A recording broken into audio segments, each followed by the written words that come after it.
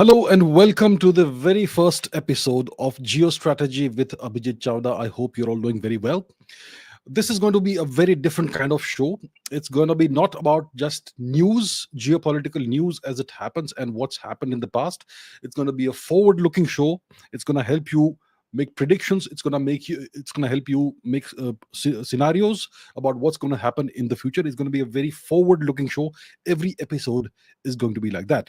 Now, before we begin, let me just remind you all, this is not a Q&A show. I will not be taking questions in this show. I will take your questions. I'll take your questions in the Ask Abhijit show that will begin immediately after this episode.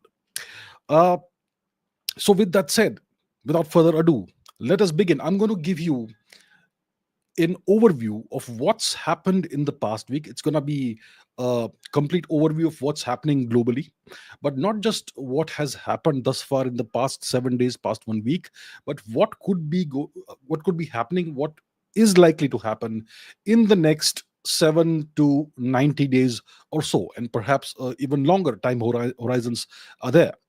So that's what this show is going to be about, and let us get going with it. And I have this presentation that I shall show you. Here it is.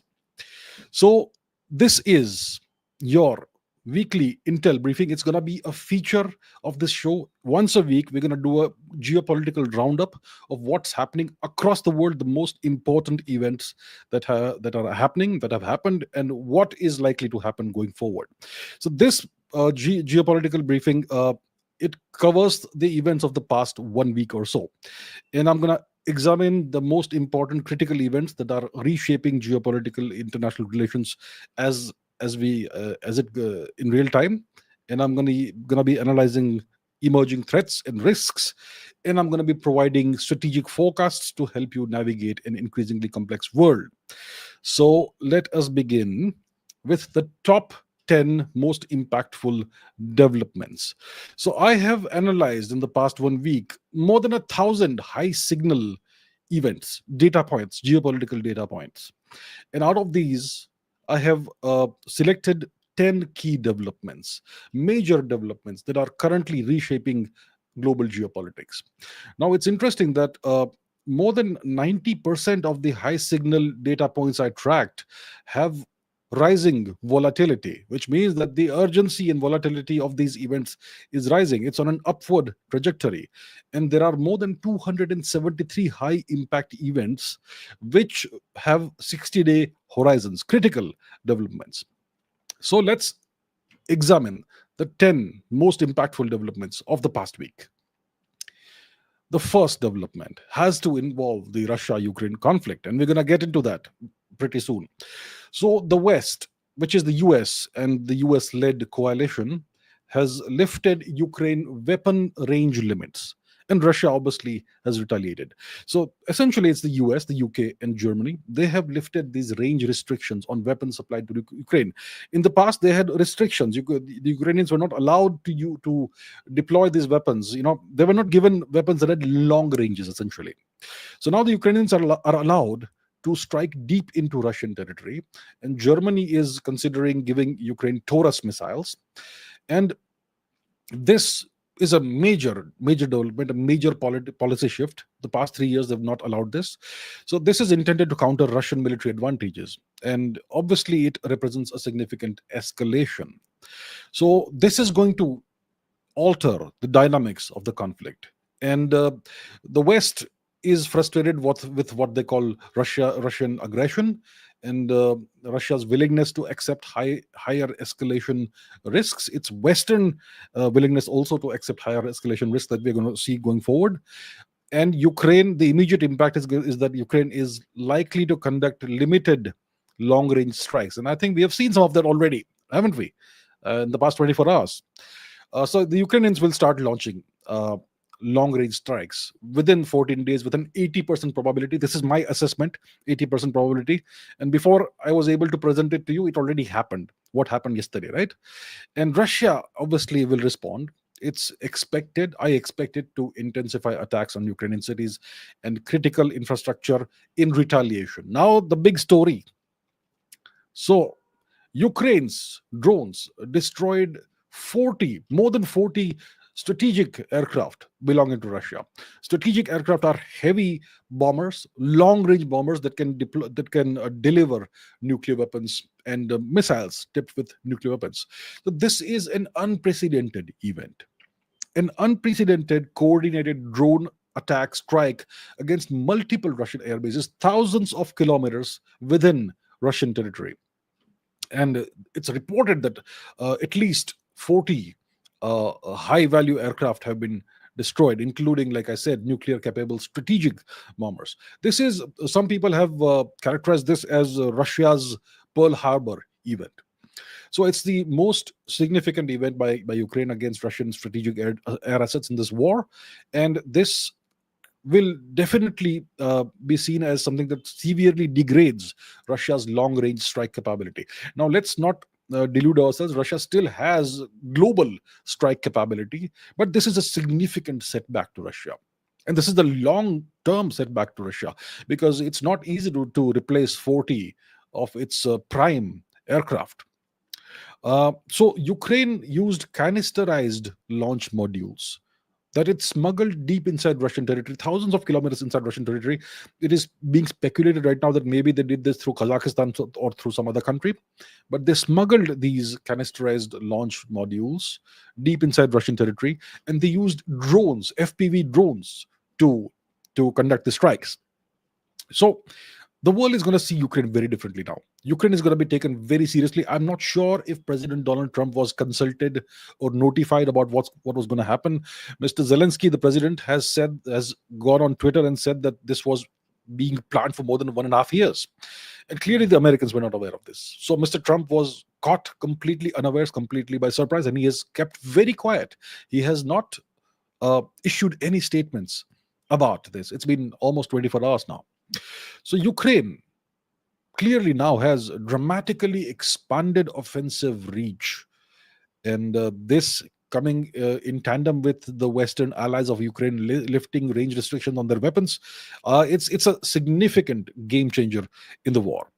So what's the expected response? Russia will most likely respond with intensified missile strikes against Ukrainian cities and critical infrastructure. More than 90% probability in my assessment. I think some of that already happened last night. The peace talks are still continuing. The peace talks happened today. There was a delay of some, I don't know, half an hour, 1 hour, or whatever it was. But the peace talks went ahead today in Istanbul, I believe, between Russia and Ukraine. But yeah, this is a game changer moment in this conflict, and Ukraine is going to be taken, and Zelensky is going to be taken very seriously going forward. Once you demonstrate the capabilities and willingness to use the capabilities, so that's a very significant development.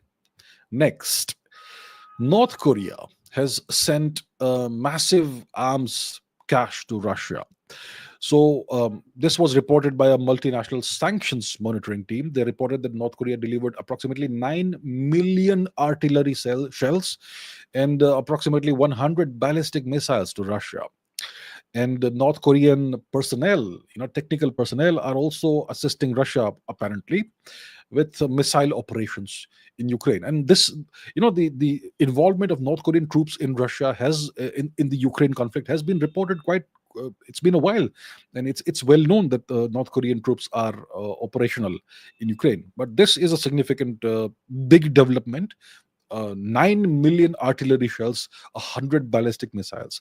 So you can see that there is an unprecedented partnership that's developing. This significantly bolsters Russia's capabilities, and it further internationalizes the Ukraine conflict. In the past, it was Iranian Shahed 2 drones and other weapons that were being used by Russia. Now you have a significant North Korean dimension in this. So what can the West do? Right? The Western nations will most likely respond with even more sanctions against Russia and North Korea. Well, how much more sanctions can you impose on these nations? So it's like an 85% probability, in my opinion, that more sanctions will be announced. But at the end of the day, once you cross a certain threshold of sanctions, then further sanctions, well, they have no effect at all, right? So that's where we are today. And Russia, in exchange for this Korean assistance, has reportedly transferred Pantsir air defense systems to North Korea. So that further militarizes the East Asia region. And NATO has acknowledged that there is an axis between Russia, China, and North Korea, and Iran supporting Russia's war effort. Well, that is not a big piece of news, but yes, you can clearly see this in action. So that's another massive development. Next, now let's deal with Iran, the Iran nuclear talks, right? So Iran is in the process of boosting its highly enriched uranium stockpile, and at the same time, you have these talks, these negotiations that are going on between Iran and the United States about curbing Iran's nuclear program. So the International Atomic Energy Agency reports, it has reported that, and it has confirmed apparently, that Iran has significantly expanded, increased its 60% enriched uranium stockpile by nearly 50%, which is sufficient for multiple, not really multiple nuclear weapons, but multiple dirty weapons. You need uranium to be enriched in excess of 90% to have weapons grade uranium, but you can use 60% enriched uranium for various kinds of weapons, including dirty bombs and so on. So yeah, there you have it. Um, and the US is presenting, it has presented an updated nuclear deal to Iran via Oman. So what is happening? Enrichment escalation, significant critical increase in Iran's nuclear capabilities at the same time that these diplomatic negotiations are happening. So Iran is demonstrating its resolve and its technological advancements. So the Western powers are pushing for the board of governors of the IAEA to, they want a resolution from the IAEA finding Iran in breach of whatever commitments it may have made. I'm not sure if there are any commitments, but it's, they want to find Iran in breach of something. And US security officials are seriously considering military strikes against Iran's nuclear facilities, which would be a very massive escalation. So as you can see, this is a flashpoint, clearly, right? So this escalation, it raises the stakes for Western powers seeking to contain Iran's nuclear program. Iran's atomic chief has declared uranium enrichment a red line. They are refusing to compromise. The US says that Iran cannot have uranium at all, enrich uranium at all. And Iran says that we are a sovereign nation. We have the right to develop our nuclear program in accordance with our perception of what our national interests are, and that therein lies the problem. The US wants to completely shut down Iran's nuclear weapons program, and Iran obviously naturally will refuse. So that's the deal. And then there's the Israel angle. So Israel is apparently preparing for potential military strikes on Iranian nuclear facilities. If that happens, we're going to have war in the West Asia region, and that will further complicate the geopolitical balance of power, not just in the region, but globally. So this is a critical flashpoint at this moment in time. And like I said, Iran's nuclear enrichment and its progress, its technological progress, is significantly worrying Israel, and Israel is apparently preparing for potentially launching a military strike on Iran's nuclear sites. In case the current diplomatic efforts fail to curb Iran's uranium enrichment. And obviously, the Iranians have rejected American demands to completely suspend the enrichment process, and that's why the Israelis are reportedly considering a strike on Iran's nuclear sites. So President Trump of the US has warned Prime Minister Netanyahu of Israel against actions that could undermine US Iran nuclear negotiations. And the IAEA has reported that Iran has significantly increased its 60% enriched uranium stockpile, which is in the process now of approaching weapons grade quality.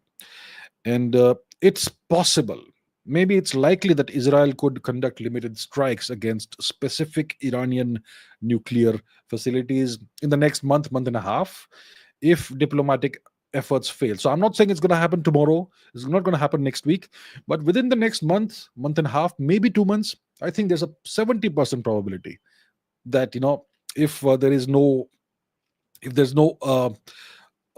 progress in the Iran-US negotiations, that the Israelis may launch military strikes on Iran's nuclear facilities. And Saudi Arabia has reportedly warned Iran to accept a deal with Trump or face an Israeli attack. So, as you can see, there's a coalition of nations within the West Asia region, within the Middle East region, that are allies of the US. And these can serve as interlocutors and intermediaries. So, Saudi Arabia has warned Iran to accept a deal with Trump or face an attack. So, we are staring at a flashpoint over here. Now, now let's move our focus to Eastern Asia. And the US has warned of an imminent China threat to Taiwan. So the US Defense Secretary, Pete Hegseth, has warned Taiwan and America's Indo Pacific allies at the Shangri La dialogue of an imminent Chinese threat, particularly to Taiwan.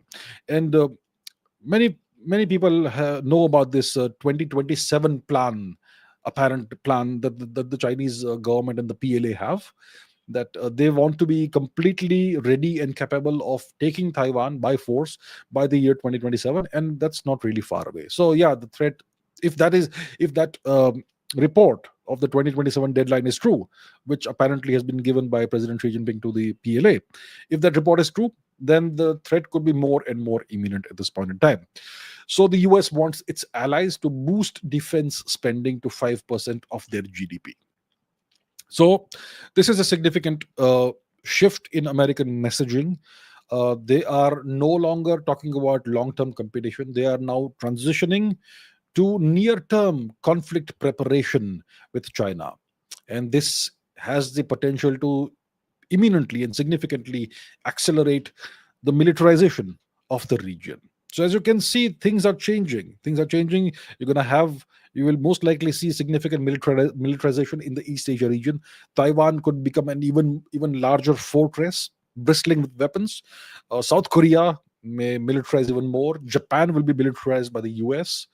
And yeah, so we are seeing the potential, the likelihood of accelerating regional militarization. Then there is military repositioning. So the Americans, the US, have announced plans to reposition their military assets in Asia to better counter China. And they want to form new defense coalitions with Australia, Japan, and the Philippines. And as you can see, there's no talk of India over here. Interesting. And the Chinese response has been that China has conducted a combat readiness set of patrols at the Scarborough Shoal in the South China Sea region, and they have deployed bombers to various disputed South China Sea islands in response to the U.S. actions.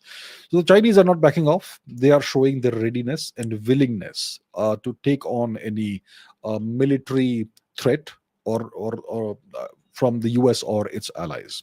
So once again, we are seeing a new potential flashpoint over here. We have the Middle East, we have Ukraine. Now the Americans are warning that China could be a threat to Taiwan, an imminent threat to Taiwan, and this could lead to the very rapid militarization of the region. Now we talk about the trade war that is going on ever since Mr. Trump came to power and assumed office. So the trade war, it's now not big news anymore, but it's going on, and it is gathering more steam. So the US has doubled steel tariffs, and it has escalated China trade tensions by doing so. So the Trump administration has announced plans to double tariffs on imported steel and aluminum to 50%, and a lot of this comes historically has come from China, and they have accused China of violating previous trade agreements. So there's even more aggression now from the US when it comes to China in the US China economic relations. So what's the impact that this could have? The economic impact is that there could be disruption of global steel markets and supply chains if the Americans decide that they're going to double the tariffs on steel and aluminum. Blanket action, not just China but everybody else, then it's going to be a significant disruptive force on global steel markets and supply chains. Then obviously there's the risk of inflation, potential price increases across various manufacturing sectors, because so many manufacturing sectors need steel and aluminum, right? And then there's going to be response and retaliation. So the EU and China both are expected, if this happens, to implement retaliatory tariffs on the US. So the US is treating the EU as if the EU is its adversary. I mean, one can understand the US, you know, levying all these tariffs on the Chinese, but the EU. So yeah, there is friction between the EU and the US, and this will have an impact on industry. There's going to be a shifting of industry. There's going to be acceleration of relocations of manufacturing from China, which is already in progress. So that's the trade war, right? And there's more. There's more. This isn't over. So the Chinese are taking their own steps to respond to the US. The Chinese have restricted critical minerals, and they are thereby escalating the trade war. So China has imposed significant export restrictions on rare earth magnets and other critical minerals like gallium, germanium, etc. And the target nations are the US, India, and Europe. So they're targeting the American, Indian, and European supply chains. And the US will see this as a violation of recent trade agreements. So China has this strategic leverage. It is the producer of about 95% of the rare earth minerals, right? So China is weaponizing its dominance in minerals and materials essential for advanced technology, defense, and green energy. And this directly challenges US technological security. And this is going to definitely reshape global supply chains. And Mr. Trump has accused China of totally violating trade agreements over these restrictions. And US Defense Secretary Pete Hesget, has urged American allies to boost defense spending in response. So you are going to see a significant boost in defense spending, essentially among all the major global powers in the coming months, weeks and months. And what's the response going to be like to this Chinese action? Well, the US is obviously going to accelerate. I expect it to accelerate its domestic rare earth production initiatives, and it will also form a coalition with its allies to develop alternative supply chains. I think within 21 days. I think there's an 85% probability in the next 3 weeks. Something like this could be announced, right? And Japan has proposed rare earth cooperation with the US, and India is seeking critical minerals from Australia. So, all of this indicates that there is a coordinated effort underway to reduce dependence on Chinese supplies. Now, this continues, right? The US China decoupling continues. So, the US has expanded the Chinese tech ban to chip design software. So there's this set of restrictions on chips, on semiconductors and semiconductor related technologies. There is AI chips are being restricted, and now chip design software is now banned from being sold or supplied to China. So the Trump administration has directed US chip design software companies like Synopsys to immediately halt sales to China. And it has halted exports of jet engine technology, significantly expanding technology export controls. We are seeing a complete decoupling, right? So the US is targeting the foundational tools of semiconductor development, foundational technology, and the objective is to constrain China's ability to develop advanced chips domestically.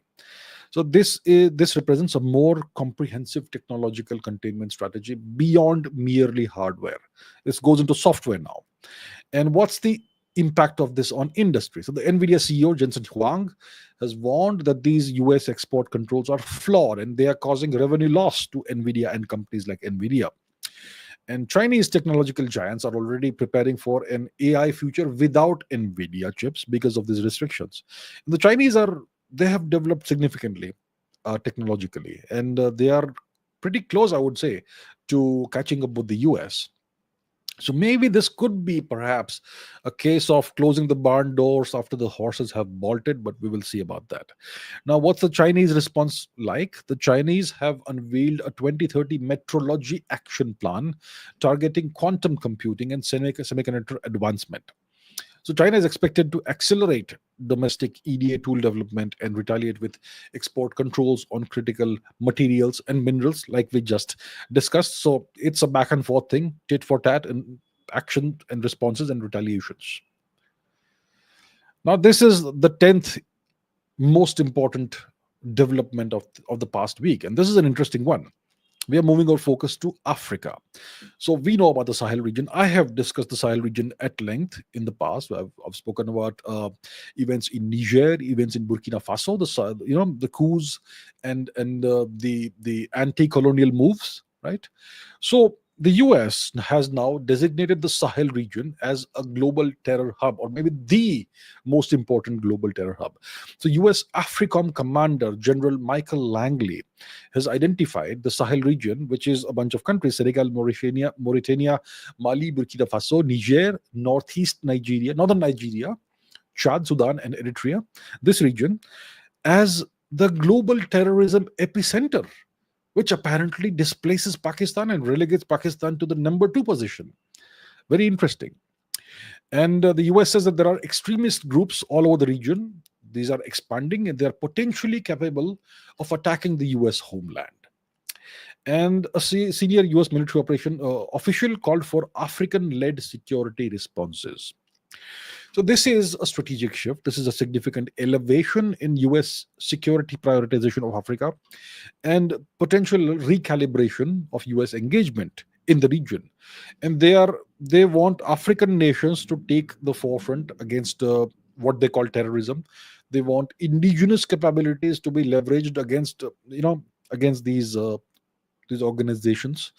And the backdrop of this obviously is that there is competition of the US is competing with China and Russia for influence in the region. Now, historically, France has been the major power, the major colonial or external power in the Sahel region, in the West Africa region. But in the past decade and a half or so, France has significantly withdrawn from the region. So there seems to be a significant power vacuum right now, and the US depended on France historically to control the region, but now looks like that's not happening, right? And that's why there's a power vacuum in the region, and that's why you have had these coups in Niger, Burkina Faso, and the new governments that have come up are favorably inclined towards Russia, some towards China, maybe towards both. So there's this competition for influence in the region. And then there's this organization called ECOWAS, which has historically been a French-dominated organization, even though it lies thousands of kilometers away. So the ECOWAS Parliament has called for standby force activation due to rising security threats. Uh, so the ECOWAS has its own standing army, kind of, you could say. So they can actually launch military operations. So they have called for the standby force activation because of these apparent security threats.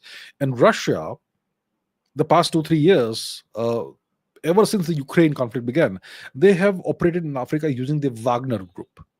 But now Russia has replaced the Wagner Group with its formal Africa Corps in Mali, at least, right? And there is international engagement over here. So Japan is intensifying cooperation and engagement in Africa to counter Chinese influence. And this obviously mirrors broader great power competition in wherever you have developing regions. And you can see similar things happening in other parts of the world. But Africa is right now the big battleground between the US and China and Russia. So that's the top 10 most important developments of the past week. Now let's move our gaze forward. We need to look forward. So that comes here. Top predictions for the next 7 to 90 days. Next week to next 3 months, right? So I have analyzed in the past week the current events and the trends that you see in these current events. And I have developed a set of predictions for the most critical geopolitical scenarios that are likely to happen in the coming 7 to 90 days, maybe longer than that as well. So these are forecasts, scenario-based forecasts, and they are designed to help decision makers anticipate and prepare for potential developments. So these predictions today, in today's intelligence briefing, these are going to focus on 4 key areas. First of all, the Russia-Ukraine conflict. Secondly, the Iran nuclear standoff with the US. Thirdly, India-Pakistan tensions. And fourth, global AI development, artificial intelligence development. And for each area, I'm going to present multiple scenarios with probability assessments of what could happen. going forward. So let's get going with the first uh, topic. The first topic is the Russia Ukraine conflict. So, the most likely scenario, in my assessment, with 70% probability, is that there's going to be an escalatory stalemate in the Russia Ukraine war. Right? So, Ukraine, like we discussed a while ago, has been given this unrestricted set of weapons, Western long range weapons, and Ukraine will most likely utilize these long range weapons for significant strikes within Russian territory on Russian military industrial targets and strategic assets. The first phase of that happened yesterday, a very major, rather monumental, historic strike on Russian infrastructure and assets, right? And in response, Russia will most likely respond with intensified missile and drone attacks on Ukrainian cities and infrastructure, military targets, and strategic targets. And Russia will most likely launch new offensives in regions like Sumy and Donetsk. So, what could happen in the next 7 to 14 days? Most likely, you're going to have deep strikes, Ukrainian deep strikes on Russian military logistics and command centers using these new long-range weapons that they've been supplied.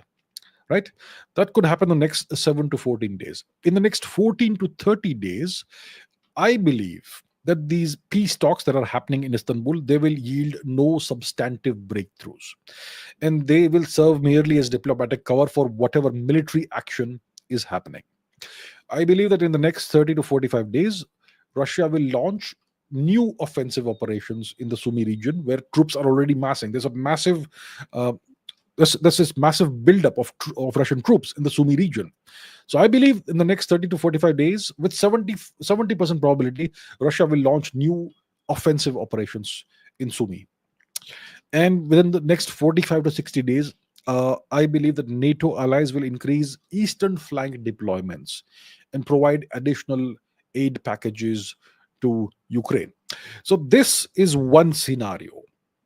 I believe there is a 70% probability of all these things happening in the sequence that I have outlined. Some may happen, some may not happen, but overall, this package, this scenario is the most likely scenario in my assessment. I believe there's a 70% probability of this happening. What's scenario B? This is scenario A. What is scenario B? Scenario B has 20% likelihood of occurring in my assessment, and this is a frozen conflict scenario. It's kind of what's been happening all this time, all these years, right? Ever since the war began in February 2022, it's taken this long conflict, long war scenario kind of thing, and it's kind of a frozen conflict right now. So I believe there's only a 20% chance now of this continuing.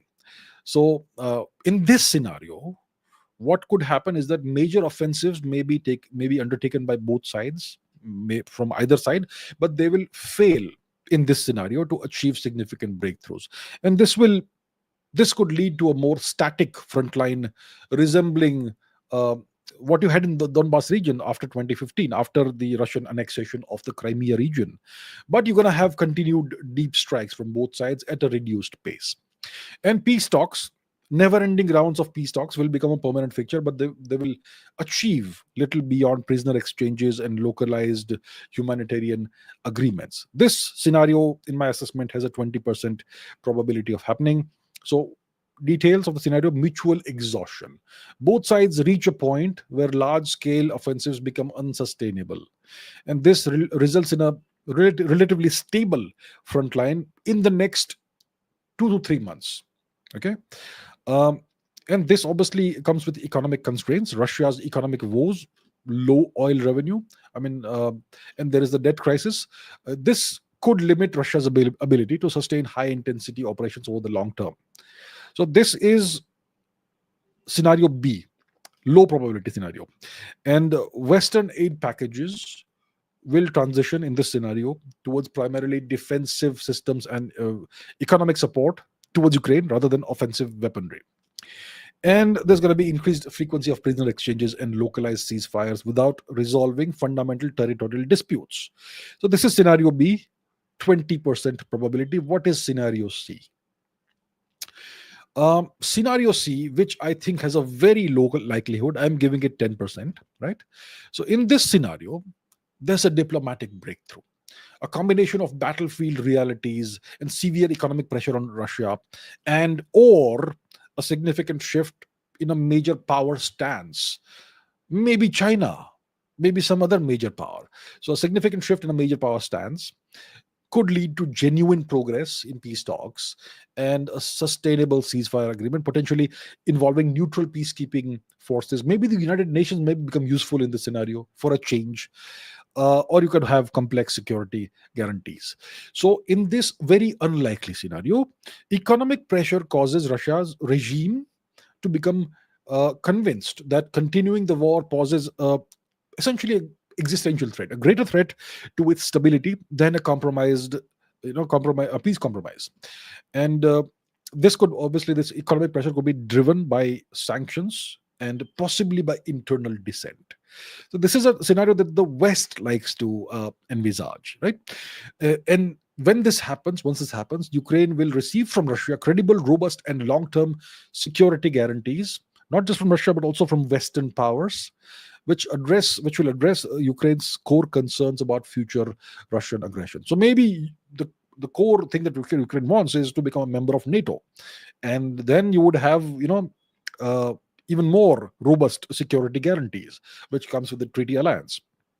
So that could happen in this very unlikely scenario.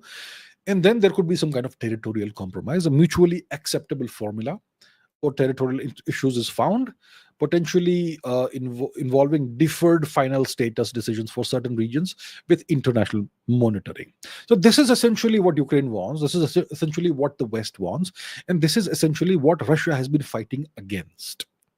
Now, like I said, this scenario has a low probability, very low probability, about 10% probability within the next 45 to 90 days, because of the deep-seated mistrust and maximalist military objectives on both sides, as well as the complexity of territorial disputes and war crimes accountability, and so on. Because once this happens, there's going to be demand for accountability for war crimes. Essentially, the West is going to ask Russia to own up to war crimes, and so on. So this essentially, this diplomatic breakthrough, very unlikely diplomatic breakthrough, would represent a loss for Russia. It means that Russia will not achieve any of its objectives, and this war will have been kind of futile. In case there is territorial loss, also, whatever territories they've gained. So, this is a highly unlikely scenario, but you should consider all scenarios in order to have a balanced 360-degree approach. You can consider more scenarios also, but that would bring us into the realm of game theoretic approaches, which we don't want to. So, three scenarios for the Russia Ukraine conflict. What is the second topic that we're going to discuss? So, the Iran nuclear standoff.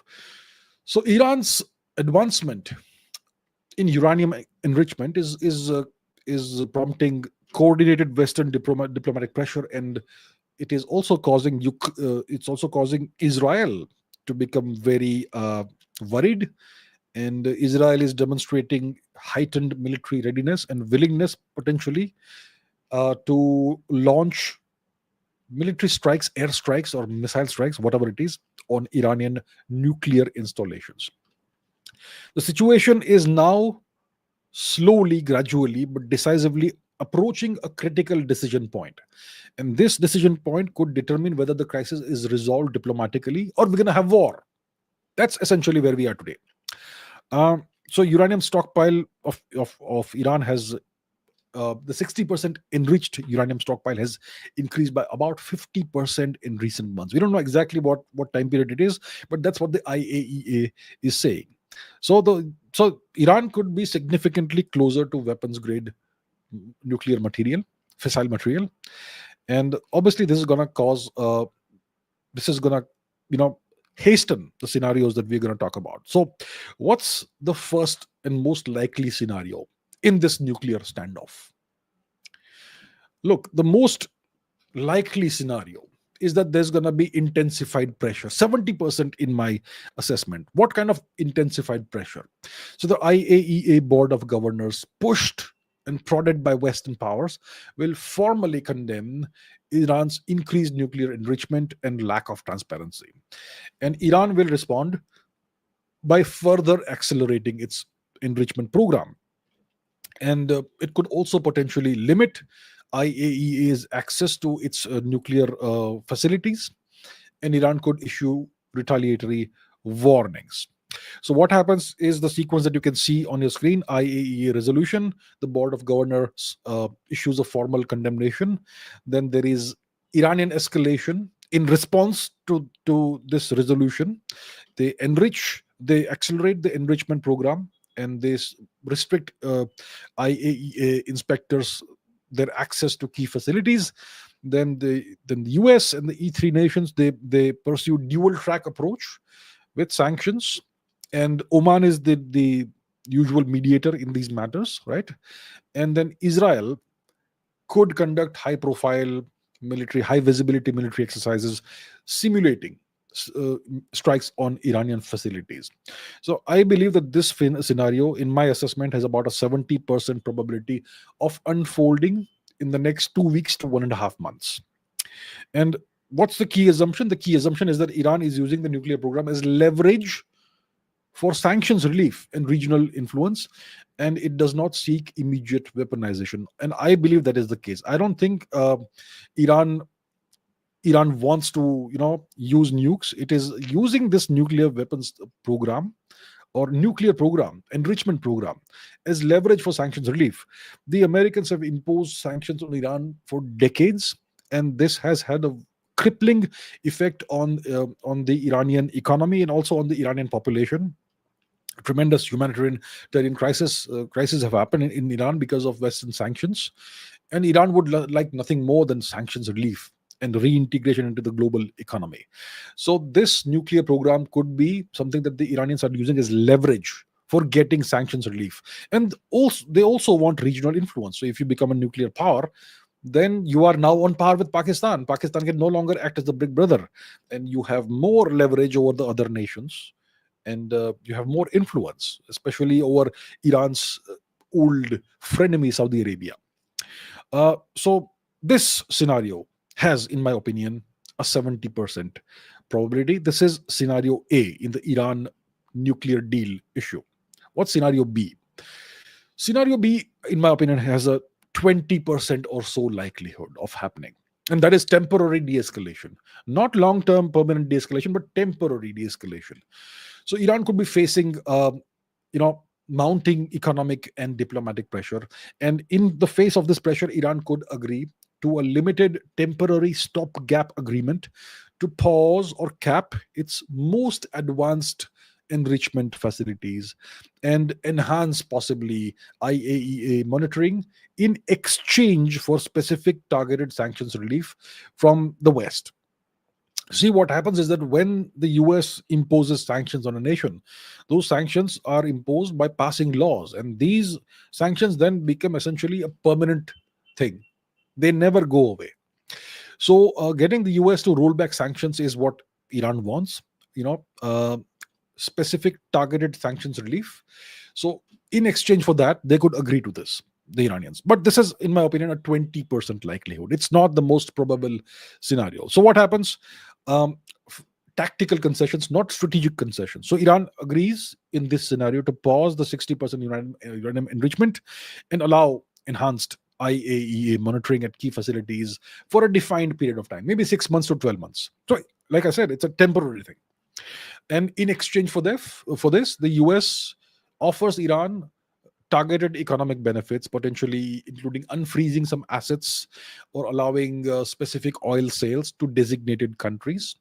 In case you're not aware, the Americans have essentially prohibited India from purchasing Iranian oil. So maybe that could be on the cards, perhaps, if this scenario comes to pass. Then there could be continuing negotiations once the sanctions relief is announced, right? So this is an interim agreement that could happen, and that creates breathing room for more comprehensive talks. Right now, the talks are going towards a very, very quickly approaching deadline, right? Because Iran's nuclear enrichment program is proceeding, and they may have sufficient fissile material for a few warheads, possibly. So, and Israel is putting the pressure on the US that they may launch strikes on Iranian facilities in the next, month and a half or so. So once this sort of temporary de-escalation happens, then there is more breathing room for more comprehensive talks on a long-term solution. But fundamental issues could remain unresolved. And if this scenario comes to pass, Israel will remain highly skeptical. But it will probably, in this case, refrain from immediate military action because of US pressure and the temporary nature of the agreement. So this is scenario two, 20% likelihood in my assessment. What is scenario three? Scenario three is the situation we don't want: military escalation. I think right now, as this at this point in time, there is a low likelihood of military escalation. So negotiations completely break down in this scenario, and Iran rapidly increases enrichment to weapons grade levels. Iran may expel IAEA inspectors, and then Israel, in this case, with or without US tacit approval, will conduct military strikes against Iranian nuclear facilities. And this will definitely 100% guaranteed trigger Iranian retaliation. So what's the circle? What happens? It starts with a diplomatic failure. So negotiations collapse. Iran rejects all compromise proposals. Then this dash from Iran for enrichment. Iran enriches uranium to 90%, or bars prohibits inspectors from key sites.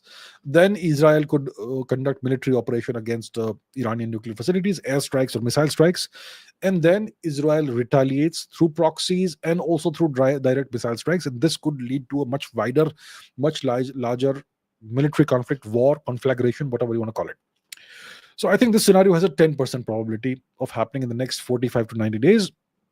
What's the potential geopolitical impact of this? A major regional war.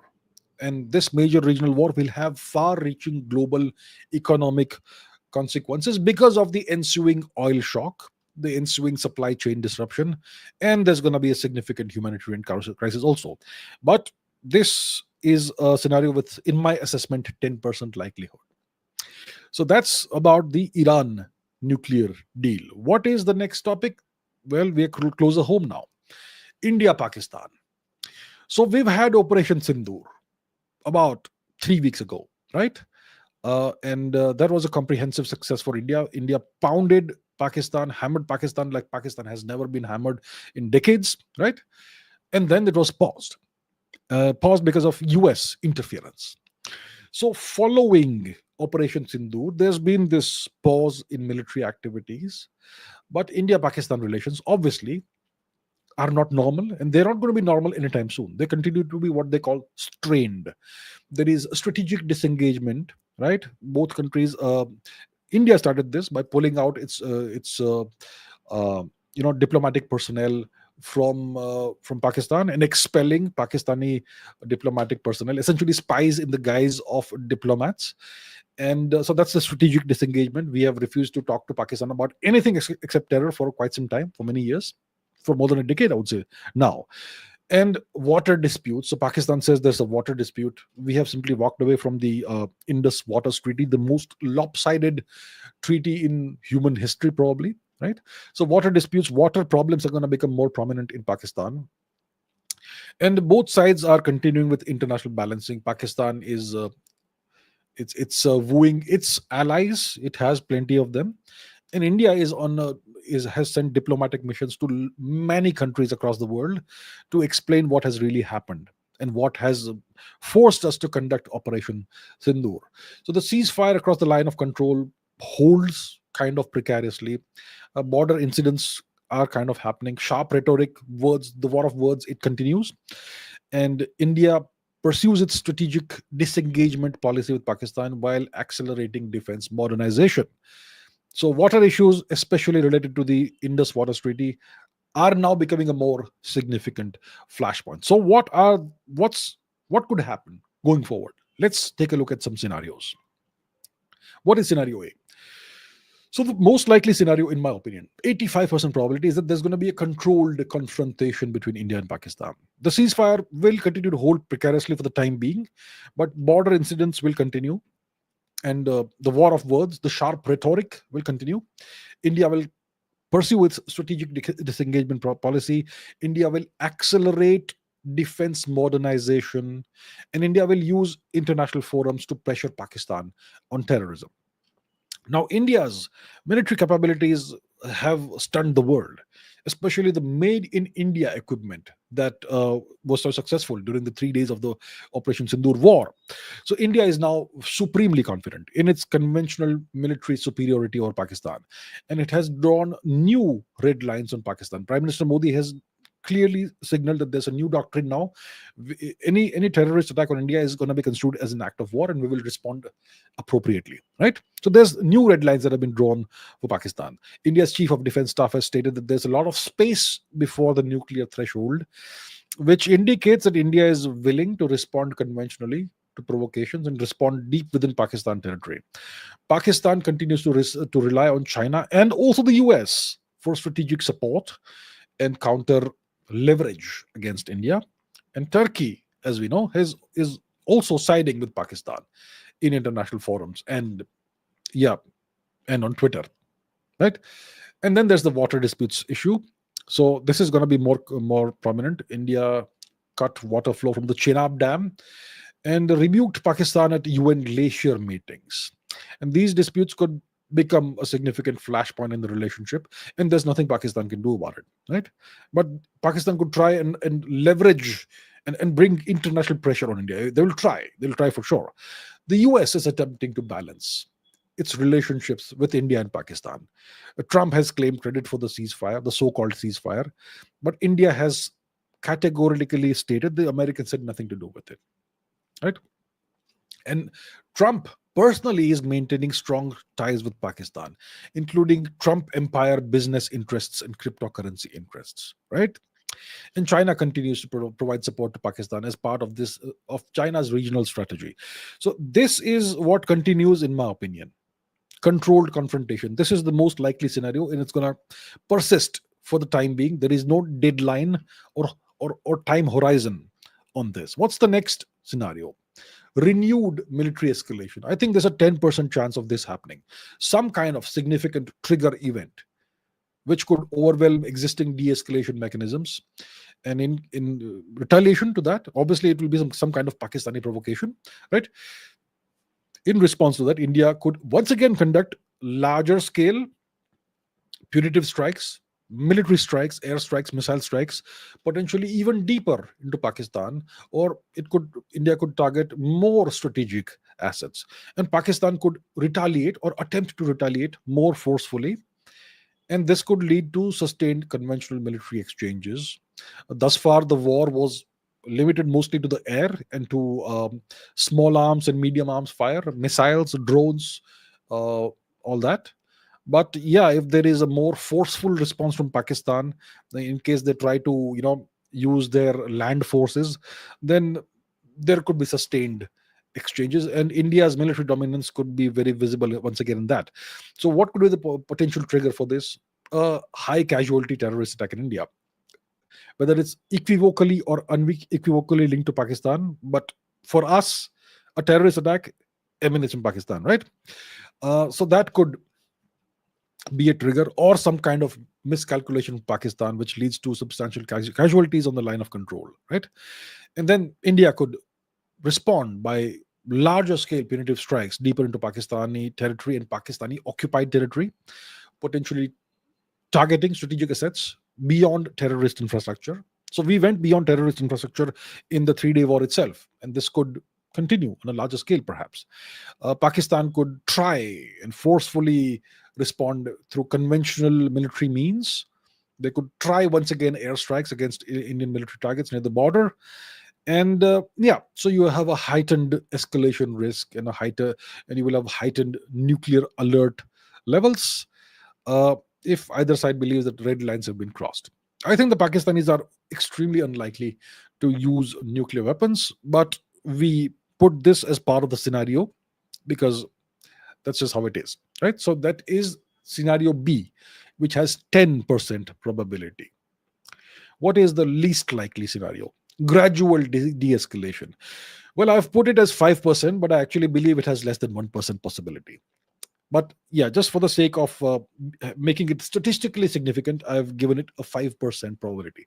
So in this extremely unlikely scenario, both countries come under sustained international pressure, and they engage in quiet, reflective back channel talks, leading to a tangible reduction in border deployments and hostile rhetoric.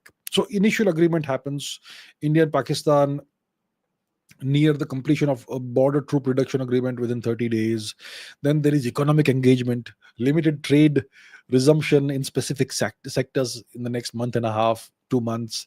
Then there is water cooperation. Constructive meetings happen on the Indus River Treaty, Waters Treaty in the next 2-3 months. Then there is cultural exchange. Bollywood gets what it wants.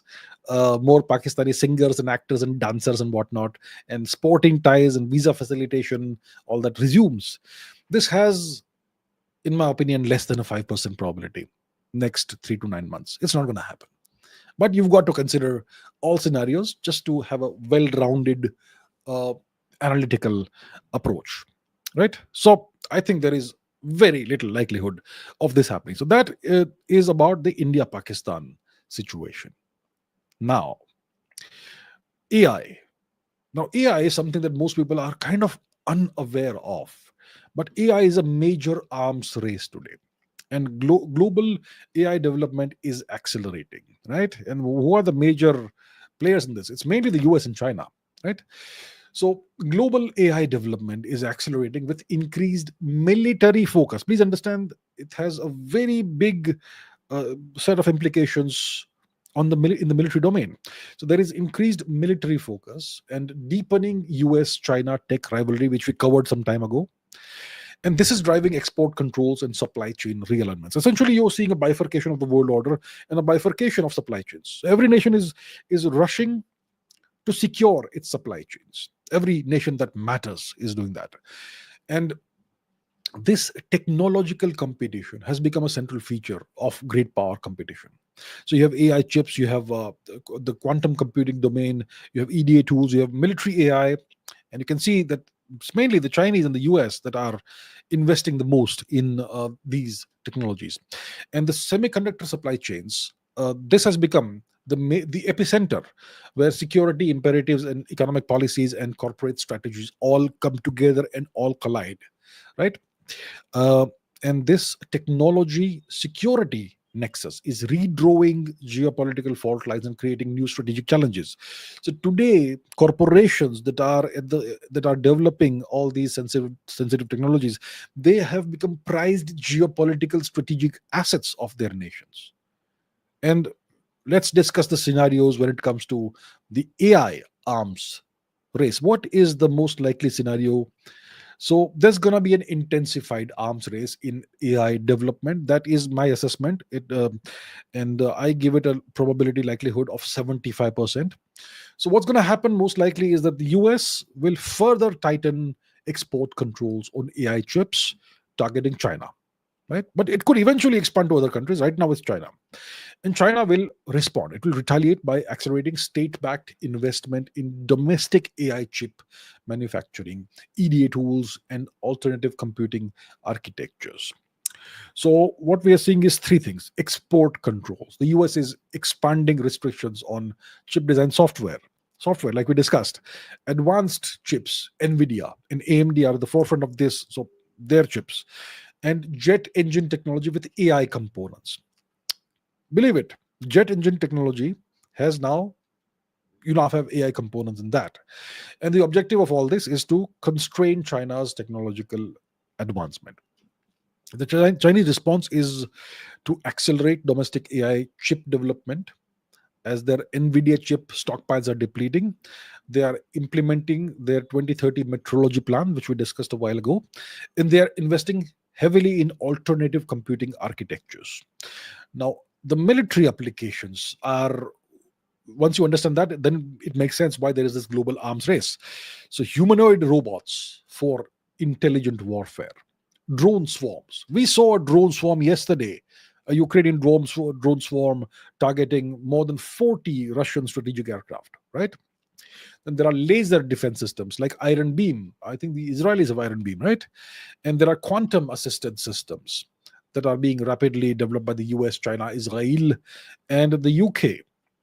So humanoid robots are essentially robot soldiers for intelligent warfare. So in the future, you could have just robots fighting each other on behalf of countries. You'll have drone swarms. Drone swarms are very, very hard to detect. They're essentially, if done right, they are undetectable. The only limitation that we have right now on drone swarms is the legs, the range that they have. But there's going to be advancements in that as well. Laser defense systems, directed weapons systems for air defense and offense also eventually, Iron Beam and whatever else, and all that. So this is the arms race, and it's intensifying. I believe there's going to be an intensified arms race. There is a 75% probability of this happening this year and in coming years. What's the second scenario? Scenario B is that this is a 15% probability scenario. There could be fragmented advancement in the field of AI development. So military AI development will continue full steam, full force ahead. But there is increasing evidence that there could be unsustainable high costs, there could be technological bottlenecks, and there could be possibly international concern over AI safety. And all of these factors could lead to a somewhat slower pace of broad deployment and increased efforts towards international safety norms. Now, the US is going to resist that. The nations that are at the forefront of these issues, they're going to resent any international attempts to impose safety restrictions, etc. And that's why I say this is a low probability scenario, 15% probability. But what gives it the 15% instead of just 5% is that there are genuine issues such as high costs. The big bottleneck is electricity. How much power can a nation generate to feed these ever increasing, ever expanding, super hungry compute clusters? And there could be technological bottlenecks eventually, right? So that's why we have a 15% probability of this. So what are the safety concerns that could exist? Growing international recognition that uncensored AI models pose urgent global security risk. It's driving calls for responsible development frameworks. So right now you have these various AI models, Gemini and Anthropic and OpenAI and ChatGPT and Mistral. And I'm sure the Chinese have the DeepSeek R1, R2, and all that. I'm sure I've missed a few, but whatever. So these are all AI models that have significant guardrails. You tell it to answer a question about, let's say, weapons development or something, it's going to refuse to answer because it has these guardrails built into it. It'll refuse to answer certain questions, but that's for you and me. But the nations themselves, the governments themselves, they will have access to unrestricted AI models, uncensored AI models. And that could pose a significant global AI security risk. But the nations that possess this will obviously not agree to any kind of policing or restriction on that. Now, technical challenges. See, the NVIDIA CEO Jensen Huang has criticized export controls and all that, but there are unexpected bottlenecks in development, and there are technical challenges such as the limits to which you can take a chip, for example, the architecture and all that, and also the amount of qubits you can hold in superposition in quantum computers and so on. So you have technical challenges. Then there is partial cooperation, some niche collaborations or gray areas persist because of industry pressure and inability to fully enforce norms. Because companies like TSMC can't fully prevent chips from reaching China. You could sell the chips to a third nation, and that nation might, reroute the chips to China, that sort of thing, and so on. So there are regulatory efforts also. International working groups form in this scenario to establish limited guardrails for the most dangerous AI capabilities through even though comprehensive governance remains elusive. I think this is all not going to happen. There's a low likelihood of this. That's why I've given it a 15% probability of happening. And then there's a third scenario, which is a 10% scenario: technological stagnation. So there could be a fundamental scientific or engineering barrier in artificial intelligence development or quantum computing, which significantly slows progress across the board. And alternatively, a major AI related global security incident, maybe maybe AI becoming conscious, or something else, so something like that could lead to a widespread and temporary moratorium on advanced AI and quantum computing development. So, what are the three factors here? Resource limitations, energy consumption. Like I said, it's a big problem. So, uh, AI models, the larger they grow, the more energy they need, the more power they need. These compute clusters. So there could be an energy consumption crisis for AI models, or data limitations could create fundamental barriers, right? Then there could be a security incident, major AI misuse, or some kind of something like that, critical infrastructure failure or military miscalculation. That would be a significant red line, especially if there's a military dimension in this incident, and that could lead to unprecedented global moratorium. So this has a small probability, 10% probability in the next 60 to 90 days, maybe next 1 year also. uh, it could result from a quantum computer breaking widely used encryption, causing financial chaos. Yeah. And accidental escalation in a conflict due to autonomous weapons. And the negative consequences would have to be severe enough to overcome national competitive instincts. Right. Now, what are the top evolving developments or storylines that we should track in the coming week? So these are, I have identified five storylines that require immediate attention and monitoring, as they are likely to have significant near-term impacts on global security or economic stability. The first thing is the US-China technological war. The second storyline is the Ukraine conflict continuing. The third storyline is Trump's trade policy. The fourth one is the Iran nuclear crisis. And the fifth one is the ongoing, very rapidly evolving global geopolitical realignment. Let's look at each of these quickly, one by one. The US China technological confrontation intensifies. It's intensifying. It's going to get worse. So the Americans have significantly escalated the tech war against China, and they've imposed new export controls, like we discussed, on various critical chip design software, other advanced technologies. The objective is to cripple China's semiconductor and AI development. And China is responding by doing what it can, by accelerating domestic innovation and seeking alternative supply chains. So the Americans are targeting chip design software, not just hardware. The economic impact is $2.5 billion revenue loss for Nvidia from prior controls thus far. There's going to be We are witnessing supply chain shifts. Malaysia and the Middle East are filling manufacturing gaps. Interesting. What is India doing about this? I wonder. But there you have it. And the Chinese response is accelerated domestic alternatives development. So Chinese tech companies, I believe, will intensify efforts to develop domestic alternatives while seeking workarounds at the same time in parallel through third countries, which will lead to further fragmentation of the global semiconductor supply chains. So I think there's an 85% probability of this happening within the next 4 to 5 months. So that's the first storyline that we're going to keep on tracking week after week. The second one is, of course, the Ukraine war, and it is escalating with Western support. The Western nations have given Ukraine access and permission to use long range strike weapons, and that's going to cause significant escalation.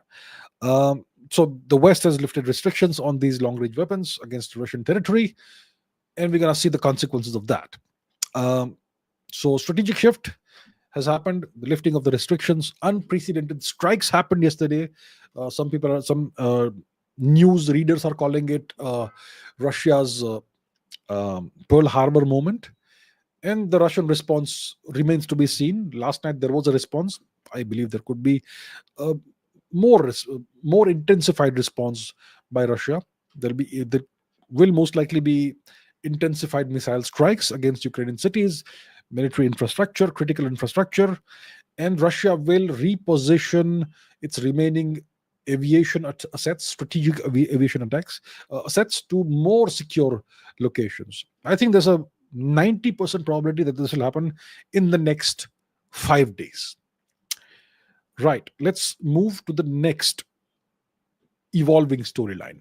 Trump's America First trade policy is in the process of reshaping global finance. So the Trump administration has escalated its protectionist trade policies. It has doubled steel and aluminum tariffs to 50%, and it's accusing China of violating trade agreements.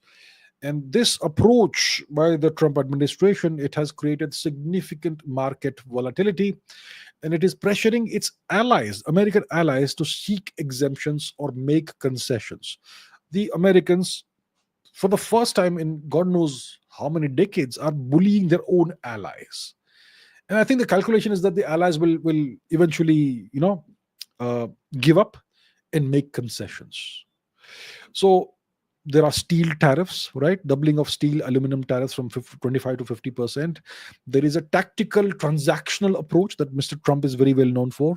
Temporary truces or delays with EU and China framed as tactical pauses for negotiation.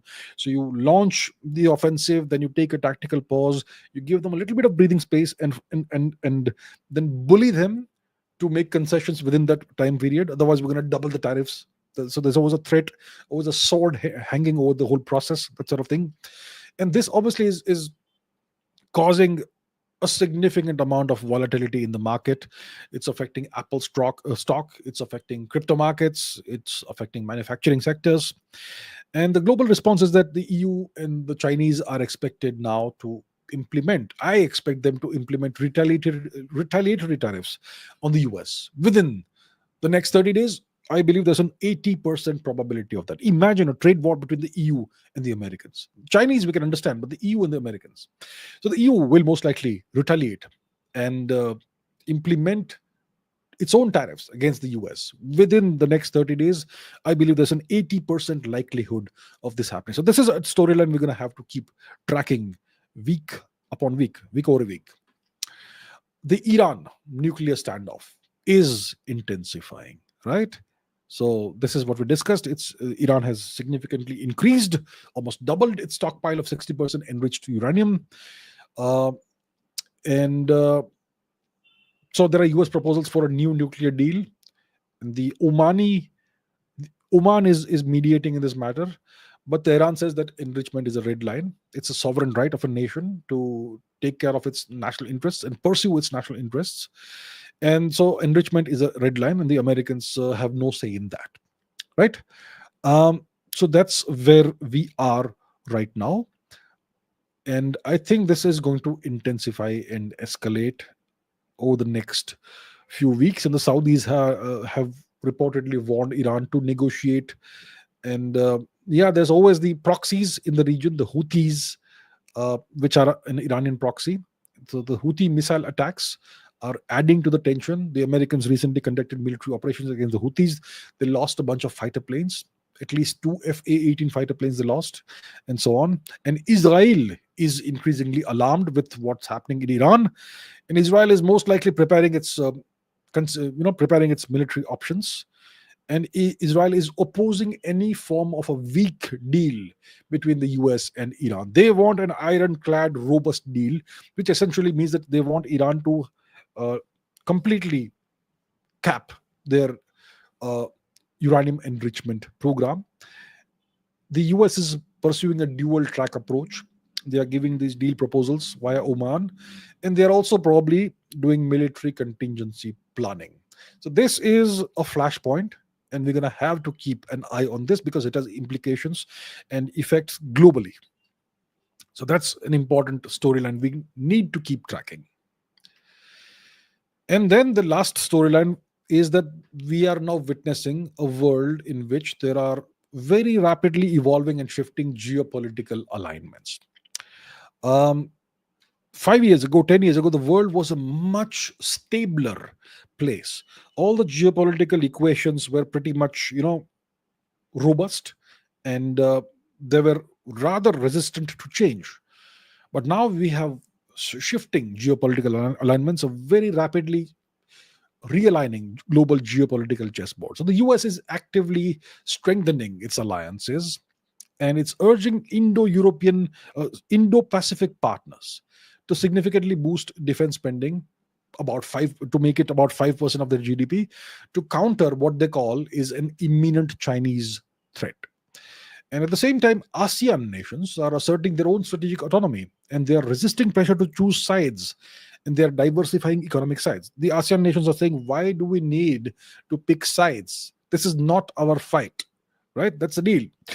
So the US is spearheading what efforts to build what could be a more robust security architecture in the Indo-Pacific region.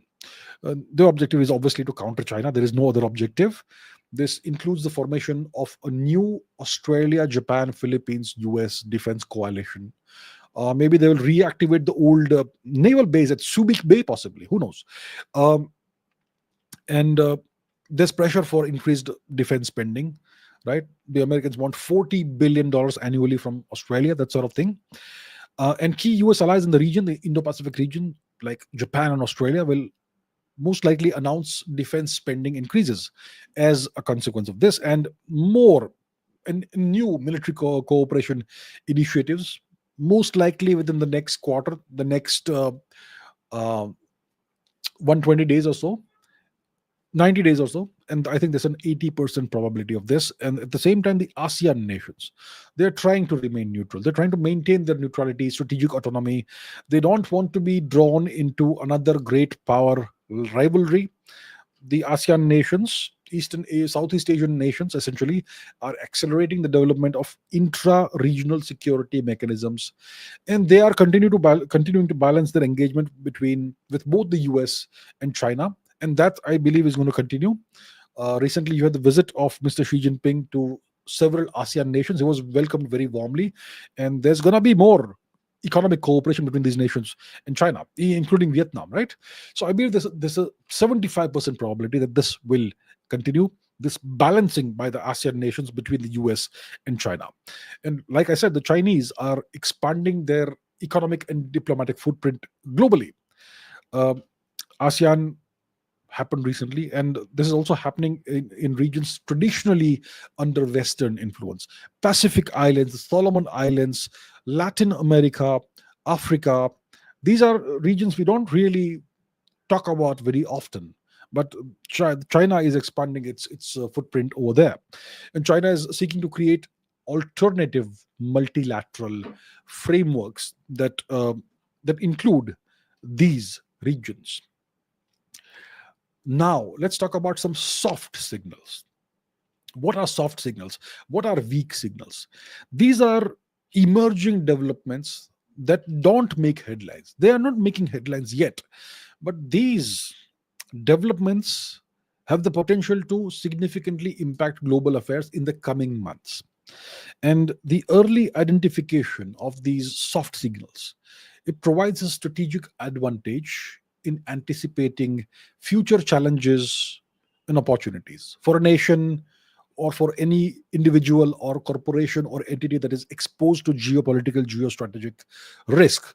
So today I'm going to discuss four such soft signals: China's hybrid battery technology, a US military shift in Africa, which we kind of covered, the Syrian Israeli cooperation hints that are emerging, which is very interesting, and there's a new Russian cyber actor in town. So let's talk about the first one: China's hybrid battery technology. And this signals green energy dominance. So China's new lithium sodium battery station in Yunnan has achieved 98% green energy production, and this signals a potential technological leadership and reduced mineral dependency. So, this breakthrough by China could reshape global energy markets and supply chains. In case you've been a regular viewer of me, of this channel, then you will know that I've spoken about the potential future breakthroughs that could come in sodium ion technology. So, right now, batteries are manufactured using lithium ion batteries, but now the Chinese have moved to a hybrid model, a hybrid battery technology, lithium sodium batteries. And eventually you could have sodium ion batteries, and sodium is plentifully available across the world, right?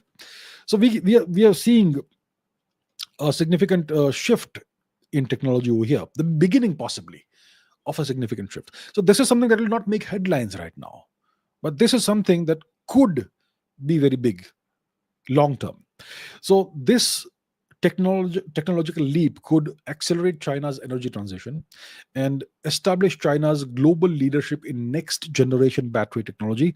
This could create new export markets for China, and this could reduce dependence for China on specific critical minerals.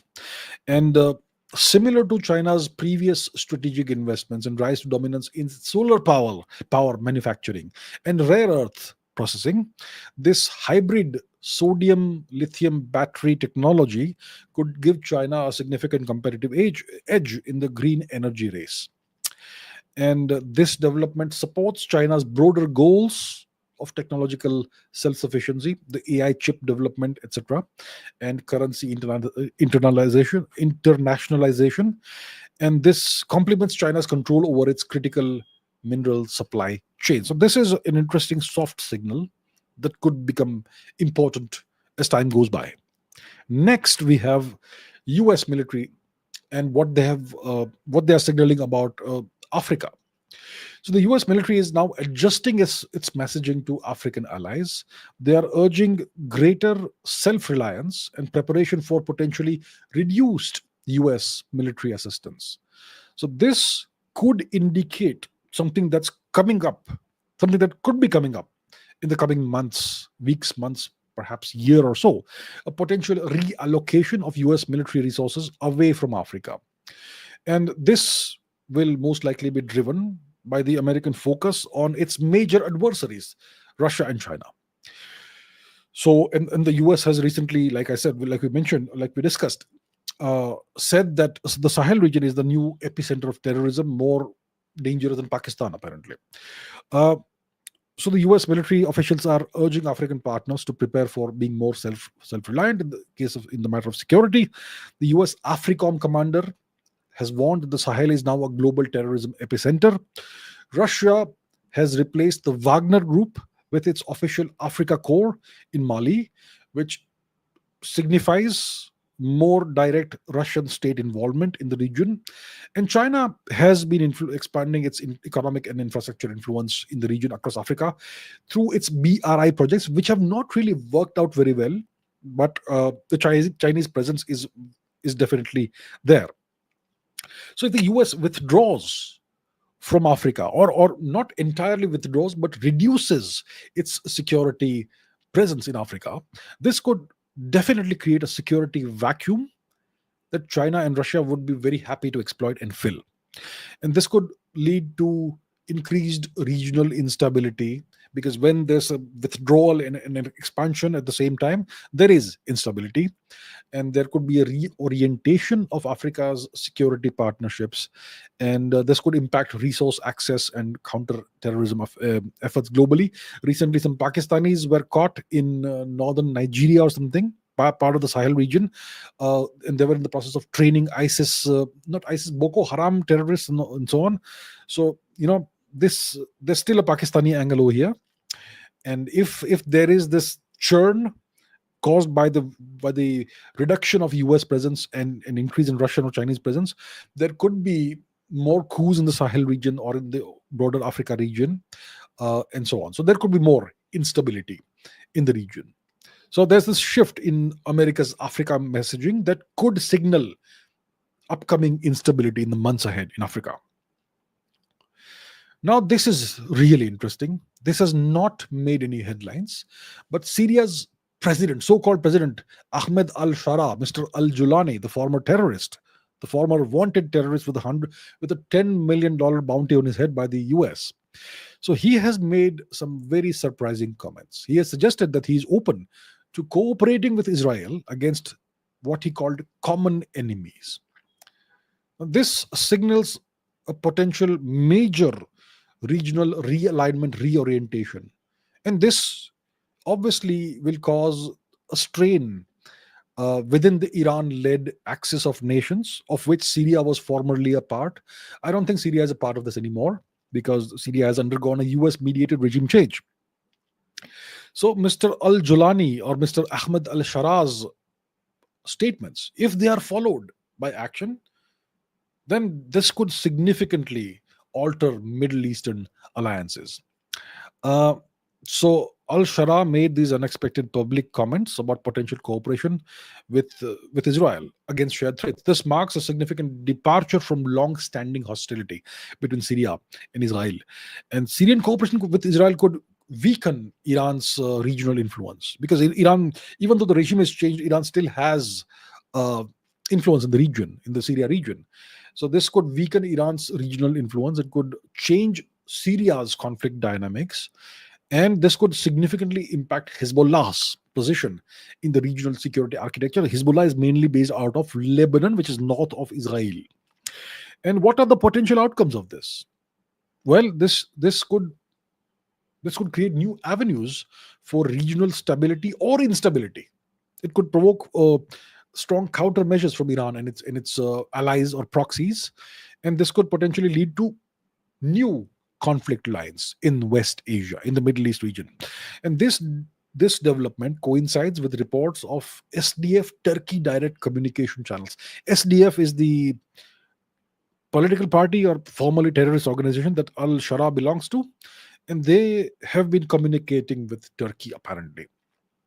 And the Syrian government and the Kurdish administration has begun historic talks in Damascus, and the EU and the US have naturally partially lifted or eased sanctions on Syria. So Syria is changing, and the manner in which Syria changes is going to have a significant impact, long-term impact on on future developments and geopolitical alignments in the West Asia region.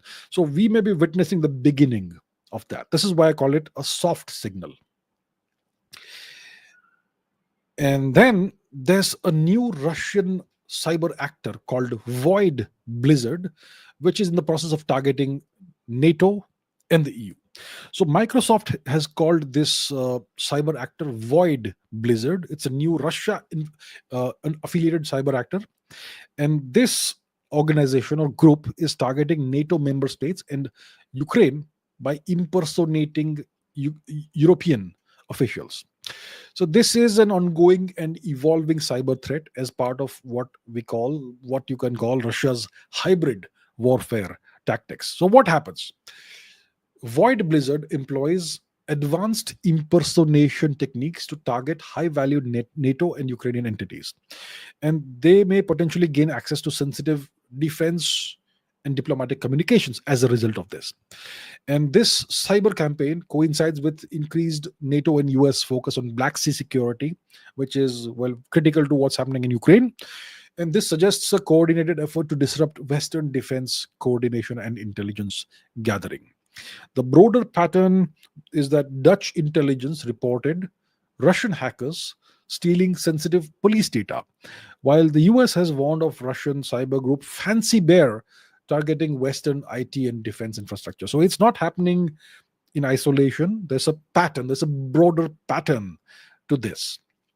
And what's the potential escalation? So, a successful breach of sensitive NATO or EU defense coordination systems could significantly impact Western security cooperation and offensive, defensive, and military response capabilities. Very interesting, but very soft signal. All right. So, that brings us to the end of this strategic intelligence briefing. It's going to be a weekly affair. So, what's the takeaways of this? What's the summary of this? So, the global risk landscape has entered a phase of synchronized acceleration. Look, to come up with this intelligence analysis, I in the past 1 week have analyzed more than 1,000 pieces of geopolitical intelligence, high signal, low noise geopolitical intelligence. Okay, and these events that I'm monitoring, more than 4/5 of these events, they are trending upwards. More urgency, more volatility, more escalation, and no major region is showing relief. right? So Africa, frontier and emerging technologies, and Asia, these lead the surge of volatility and acceleration. These domains and regions and high impact incidents concentrate in the US, Russia, and in the Middle East. The Middle East is always a driving factor of high impact incidents. So let's take a look at the regions. If you look at Africa, the risk acceleration of all the events that are monitored, there's a 92.3% risk acceleration percentage. Then you have AI, emerging technologies, space, and so on. The risk acceleration percentage is 90.9. In Asia, there's a 90.2% risk acceleration. In China, there's an 89% risk acceleration, all events related to China. In all the events related to Russia, there's an 86% risk acceleration, which means that the events are trending upwards in terms of urgency and escalation and volatility. And the most stable region with 85.7% risk acceleration is Europe. So the semiconductor supply chain has now become the epicenter where security imperatives, economic policies, and corporate strategies all collide. The imminent flashpoints right now, as of today, based on what we have seen the past week and what we are forecasting for the next 7 to 90 days or more, the imminent flashpoints include potential upcoming Israeli airstrikes on Iran's nuclear assets. There could be an escalatory, there is most likely going to be an escalatory Russian response to Western long range weapons in Ukraine. These both of these events could happen within a 6-week window. The India Pakistan situation has entered a tense but quasi stable stage as of now. And decision makers across the world, whether you are in government, whether you are in industry, decision makers need to pivot to rapid cycle planning, which means that things are happening very rapidly. The novelty of events is not very high, which means that events are following predictable patterns, but the urgency and volatility is rising, and the speed at which these events are occurring is increasing. So decision makers must pivot to rapid cycle planning. They need to reinforce alliance coordination on technological controls, and they need to deploy economic stabilization tools. And with that, we come to the end of today's intelligence briefing. So I hope that this gave you some value. This is how you do a proper geostrategic analysis. It has to be forward looking, it has to be analytical, it has to be scenario based, and it has to be based on high signal, low noise data and intelligence. So hopefully this gives you an idea of what is happening in the world right now and what could be coming up going forward. So if this has given you some value, please like, share, and subscribe. Tomorrow I'm going to have an episode after a long time of the Indian interest, in which I will do a similar analysis, but focused on India's geopolitical activities and geostrategic risks. And those of you who have questions, I'm going to take your questions very quickly, momentarily, as soon as this live stream ends in the upcoming Ask Abhijit live stream. So thank you so much for watching. And this concludes episode 1 of Geostrategy with AbhijitChavda. And I will see you in the next live stream. Thank you very much. Bye-bye.